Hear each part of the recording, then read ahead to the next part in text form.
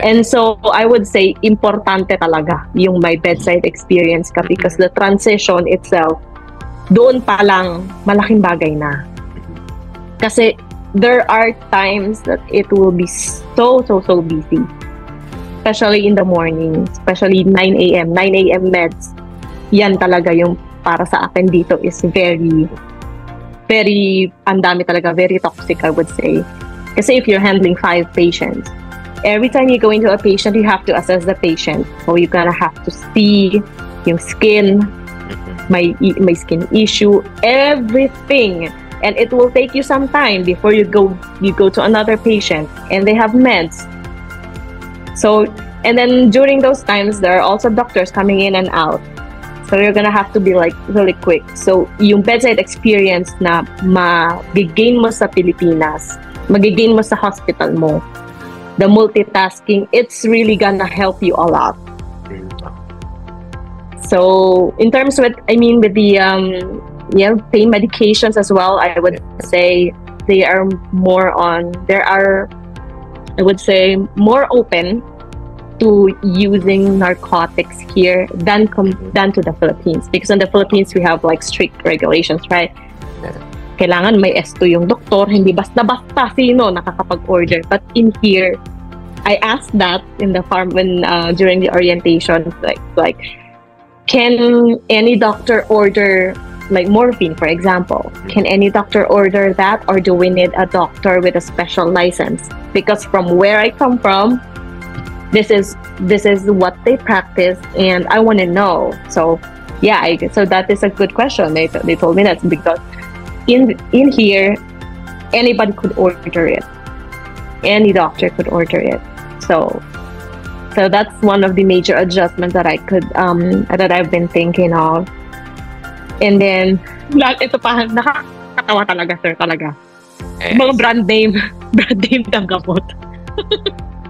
More on generic sa Pilipinas. Ito may Clinda. Ganun.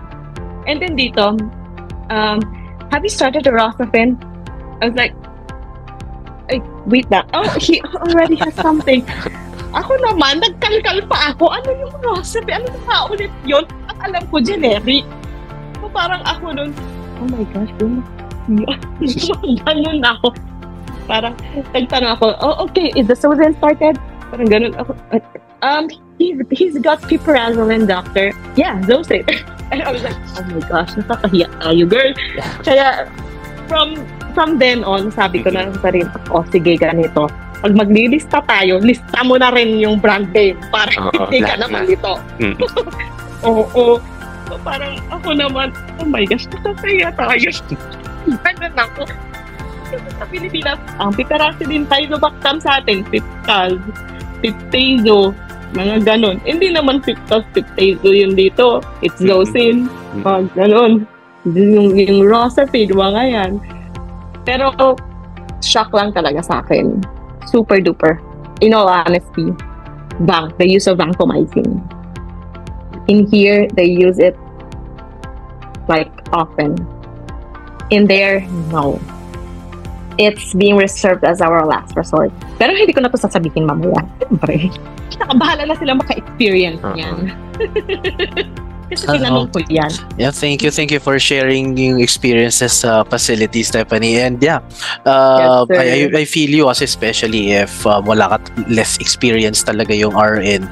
So especially sa gamot pa lang, 'di ba? So may mga pharmacological terms na hindi agad-agad na memorize or nakakalimutan na. Naalala pa sa nursing school pa, 'di ba? So kung talaga hindi ka rin nakapag-practice, adjustment will be difficult din talaga. So well, thank you so much. Thank you so much for sharing the experience, especially sa transition mo sa facility, Steph. So this time, we'd like to know, so syempre, na-mention mo kanina yung pag-adjust nyo pagdating nyo dyan sa Nebraska. So ano yung sa tingin mong pinaka-difficult na naging adjustment mo when you migrated sa US together with your family? So yun na experience nyo sa family, ano sa tingin nyo yung pinakamahirap? Pinakamahirap sa akin talaga, sir, kasi I was used to having someone to entrust my kids with, and kami ng asawa ko, we just do anything what you want, work, whatever. In here, we have everything. I mean, we do everything. So, yun yung isang, syempre, on my husband's part, it's also frustrating for him na couldn't really help me with kasi as of now, I'm the only one working for now. Hindi rin naman namin maiwan yung mga bata. So, parang ayaw din naman namin i-entrust yan sa iba. Syempre, yes, madaming daycare, madaming nagkalat. But, syempre, meron yung feeling mo pa din ng sure ka ba na ipapaalaga mo sa iba?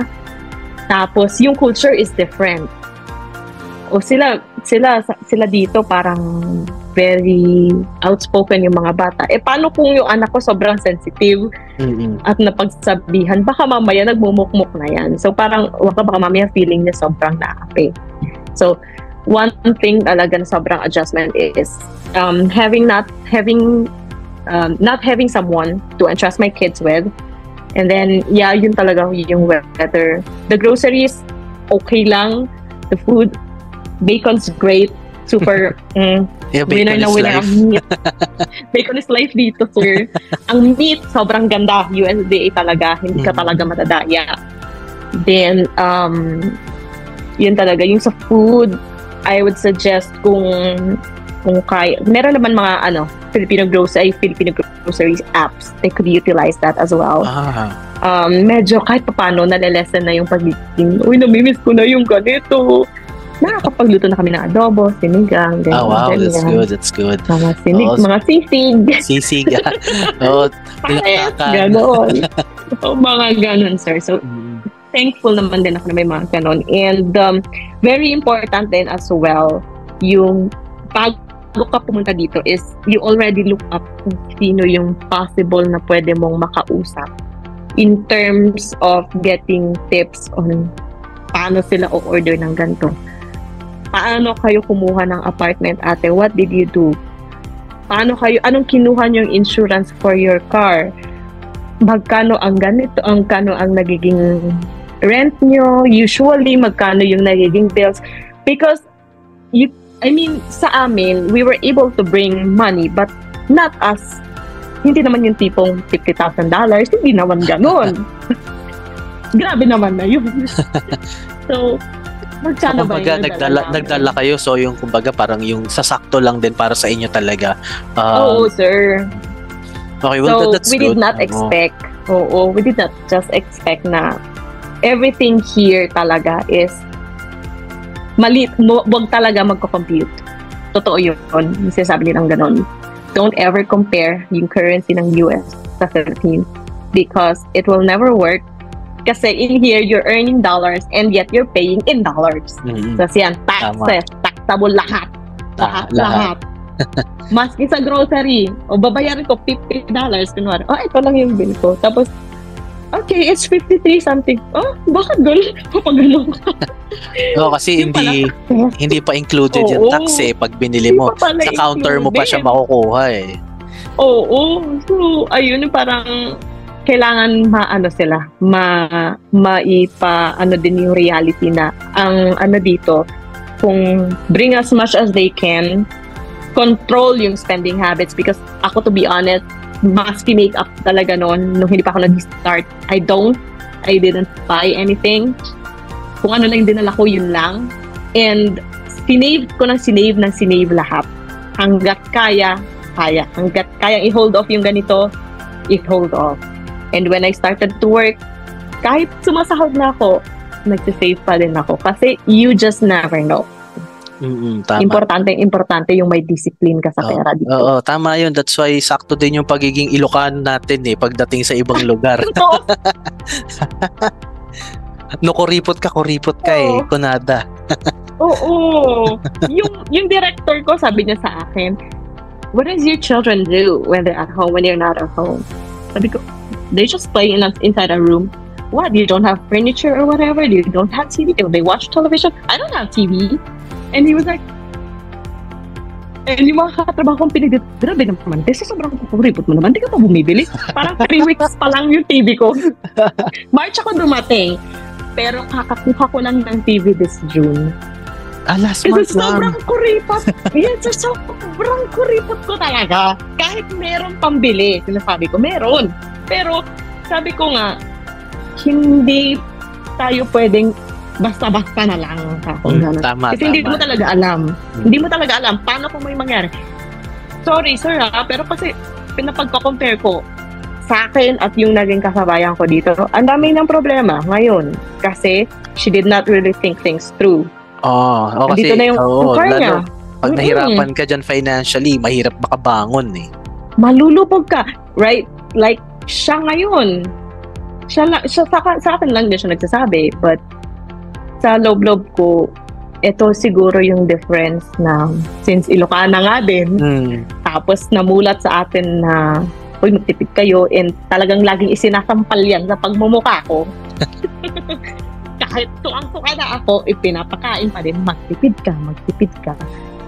Pero it really paid off. Yung discipline, yes. totoo talaga delayed gratification is good. Tama yun. I agree with you, Steph. And thank you for sharing. Sir. And lastly, syempre, nung dumating ka dyan sa US, especially, na-mention mo kasi yung community ng health carousel nurses dyan sa location mo, and the support that you had nung dumating ka dyan. Kamusta yung pag-welcome nila sa'yo as part of the community na? Nakakatawa, sir, sa totoo lang. Kasi may nag-birthday dito sa compound. Tapos pagdating ko, hi! Ganun sila. Parang sabi ko, tapos nakakarinig na ako ng mga mura. Sabi ko, parang ngayon na ulit ako nakarinig ng mura ng Pilipino. Ganun na. Very, very, sila, Pilipino ka din. So there was a time I was on the second floor because I'm currently assigned sa 4th floor. I went to the 2nd floor para lang may complete na modules kasi doon kami pinalagay nung CNE. So sabi sa akin, hi, may gumanon sa akin. So, hi ma'am, good morning. Sorry, I did not see you. Ganun. Pinoy ka? Gumanon na sa akin. Sabi ko, yes po. Kapag ganun, Pinoy din ako. Sabi na ganun. Ako, huwag ka na mag-ma'am. Maganon. So, dito talaga, number 1 na inanuli nila sa akin, walang ma'am, walang sir dito, ha? Yeah, first name basis. Oo. Yan. Ito naman, puro ma'am. Naiinis na sila sa akin kasi puro ma'am. Kaya sila naman, ate na lang, pwede ba? Sige, susutukin kita. Gumagano nila. Kasi they're very, very welcoming. Lalo na yung sa area ko. Kasi madami kaming Pinoy doon na, yan nga, na nurses doon. Ang maganda doon is that talagang tuturuan ka na tipong, here's what we do. In the Philippines, iba ganito. Sasabihin din nila yung difference. Oo. Na sabi ko, ate, ito, may pick line. Wala ba tayong ini-spray na something ganon. Sabi sa akin, ay, wala. Sabi, talagang alcohol swab lang. Sabi, hindi pa nakakatakot yun. Ako naman, medyo paranoid. Ganon. So, very welcoming sila sa mga ganon, na mga tanong. At saka mas gusto nila yung nagtatanong pa. And, of course, there are people na meron yung matitipuhan mo, meron din yung hindi. So, I would just advise na, ito naman, sorry sir. Yeah, that's fine. I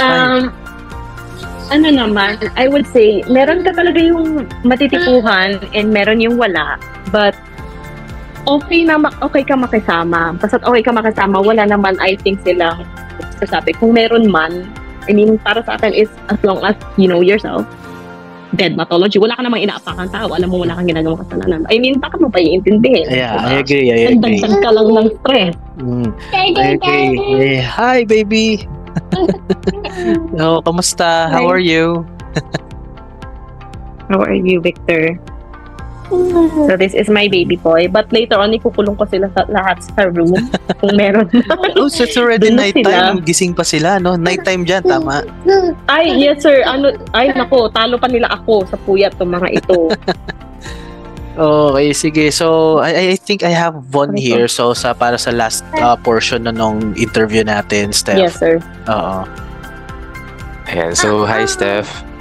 Hi, sir. Ayan. So, yeah. I know you've mentioned all the preparations, whether it's pre-deployment, sa housing, sa community and all. But before we end, Steph, any words of advice na lang for our future deployed candidates, yung mga nasa earlier stage pa, for embassy, any words of advice na lang para sa kanila?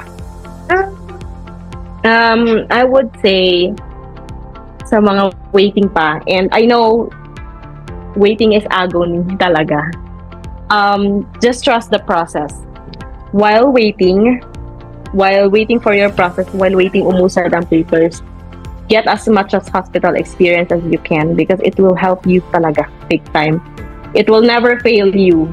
Yeah. And then ako before supposed to be dapat 2022 alis na ako. But then I got pregnant. So parang sa akin talaga is if it's already your time, it's gonna happen. It's inevitable. Yeah. No matter na sabihin mo, "Olo, baka magkaganto ako, ganun na siya." Kung para sa'yo na to, na time mo na talaga, ito na talaga yun. There's no stopping it. You have to be patient. There will be times that you will be frustrated for the waiting time and all that. The papers are moving slow or whatever issues that's already on your way or that's preventing you from moving on to the next step.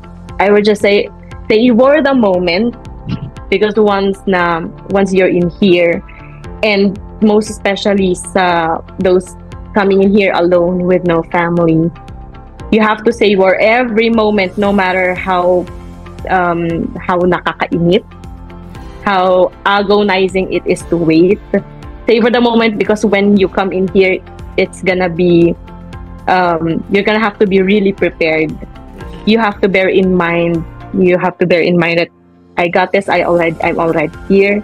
I have to be strong because every day maiisip mo, how is my family back home? If kunwari, single lang. And pagka naman may family, iisipin mo, paano ko aalagaan yung mga bata when I go to work? Paano namin ganito? Savor everything.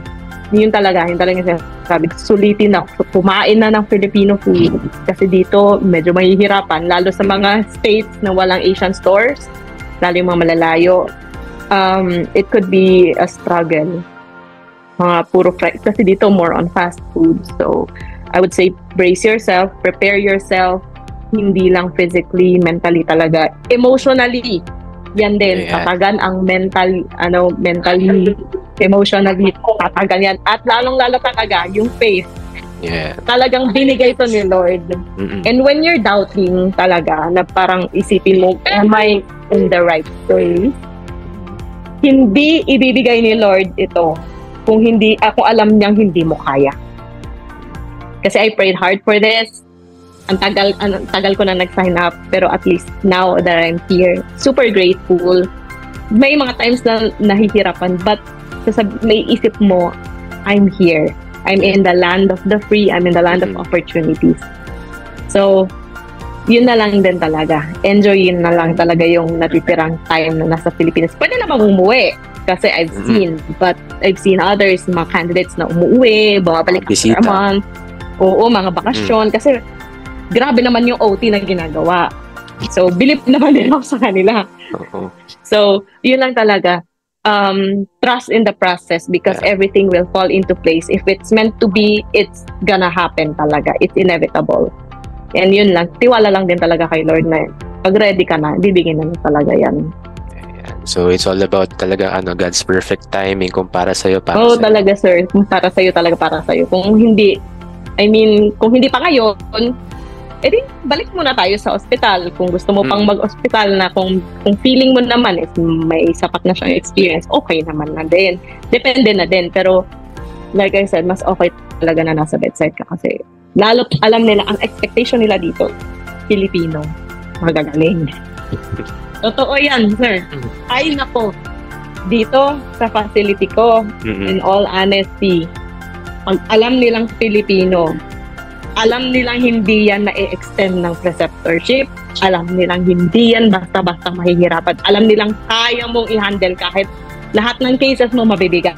Like, nangyayari sa akin.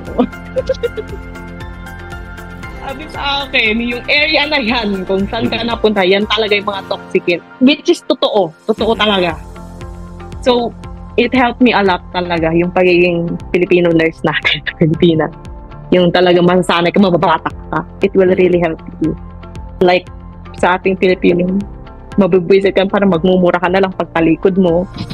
And then, okay na, pagharap mo ulit sa patient mo, hi! Yan. So, ganun yung resiliency natin. Hindi kagaya nung iba dito talaga, yung ibang American nurses talaga. They break down, they don't wanna go back to their patients anymore. Totoo yung mga ganun. Akala ko, charot lang talaga. Akala ko, peke-peke lang. Hindi pala. Tsaka totoo din yung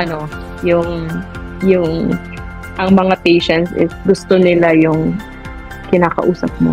Nilalambing mo, which is the signature touch of Filipino nurses. Yes. Achievement ko lang so far, na-commend ako, na-shout out ako, na-endorse sa mga hand-off na, shout out to like this, shout out to Stephanie, she did an amazing job. The things na nagta-transition pa lang ako. So, it meant a lot for me kasi it means like I'm doing my job right. And at the same time, I'm giving my best sa patient ko. Yun lang naman to yung achievement lang. So far, masasabi ko pa lang. Congratulations, Steph. Small wins thank nga. You, sir. Kung tawagin. Small win, yeah. Small win. Oh, so let's appreciate yung mga ganyang small wins, Stephanie. So, yeah, congratulations. So, 3 days of orientation, biglang may mga shout-outs, diba? So, ano yan? Sir. Malaking bagay, especially you transitioning yourself to the culture itself. Technically, 4 months ka pa lang din nandiyan dyan, diba? And yet, you are, putting name on your profession, diba? So, continue natin yung and continue natin yung ganyang work at the same time, continue the positivity, and who knows, mamaya ikaw na yung arrival ambassador ng mga RNs na dinedeploy ni Health Carousel, di ba? So, with the experiences that you've shared with us today, so malaking bagay yon, malaking tulong yon para rin natin kumbaga an eye-opener to our RNs, to our future deployments. So, Stephanie, we won't hold you for long. Gabi na dyan. Yes, but thank you so much. We appreciate your time. We appreciate your time and your preparation. And we've seen the pictures. So, thank you for sharing with us the pictures. No? So, nakita ko na dito yung sinasabi mo that you had a stopover sa San Francisco together with your family. And then yung snow na na-experience nyo, yung heavy snow, ayan, nakita namin. And yung mga kasama mo sa facility, ayan. So, yeah. Daming Pilipino, sir. I'm seeing familiar faces. I'm seeing familiar faces here. Carousel ata. Oo, Health Carousel, yes. Some of them, namumukhaan ko sila. So, thank you so much for sharing din yung experience mo, your advices. We highly appreciate that, Stephanie. So, thank you so much na binigyan mo kami ng time ngayon. So, enjoy the rest of your week and days dyan, and rest, pahinga tayo. 3 days off, pahinga tayo. Okay? 3 days off, sir. So you have time with your family din. So Von, any last words for Stephanie? And so for Steph, again, we really appreciate all those tips and advices na shinare mo, and I hope sana kung pag napanood to ng mga candidates natin, mas ma-inspire sila, ma-motivate sila, especially with their US application. And again, sobrang nagustuhan lang talaga namin yung shinare mo na it's all about God's perfect timing, and kung para sa'yo talaga. Thank you, Stephen. Okay. Okay, so, sir. Thank you, Stephanie, then, for thank you having so much. Me. And take care, Stephanie. We'll see you again soon. Bye-bye. Yes, sir. Bye-bye, sir. Thank you. Stephanie. Thank you, sir. Good morning sa inyo. Yeah, good evening, good night. Bye-bye. Good night, sir. Bye-bye. All right, there you have it. So, stay tuned for more episodes of Kamusta Nars. Thank you, everyone.